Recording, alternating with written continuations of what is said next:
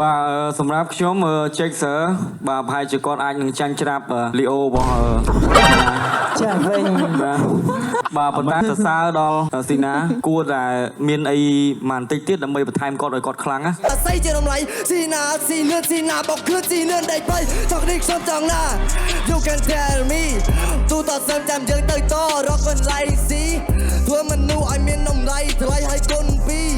ធំឲ្យថោកអត់គូកិតកណិតត្រឹមរបស់ព្រីស៊ីនឿនចង់ស៊ីសំណុកសំណាញ់នេះសោកឲ្យអ្នកណាបាន3កៅអីដូចគ្នាតែវាគួរឲ្យអានេះចាខ្ញុំបាត់មកលើកនេះមកទម្លាក់ស៊ីណាកាន់ហើយគេខ្ញុំកាន់រហូតដល់ធំហ្វាមិញគេរ៉េបពីអីខ្លះខ្ញុំស្ដាប់មើលទៅដូចទៀង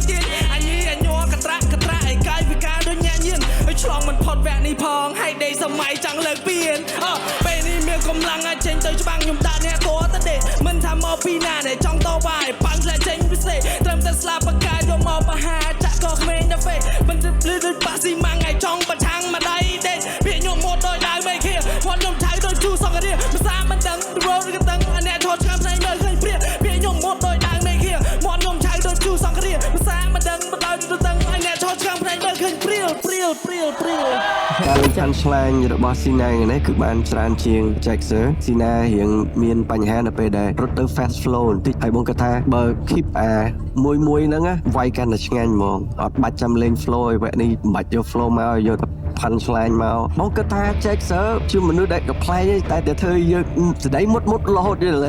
ហើយខ្ញុំអង្គុយចាំខ្ញុំគាត់ថាអូបាទ Jack ឌឺច្រើនហើយចាក់គេច្រើនណាយល់អត់តែដឹងមិនអត់សូវចាក់គេច្រើនតែបើមួយហ្នឹងជាតិហ្មង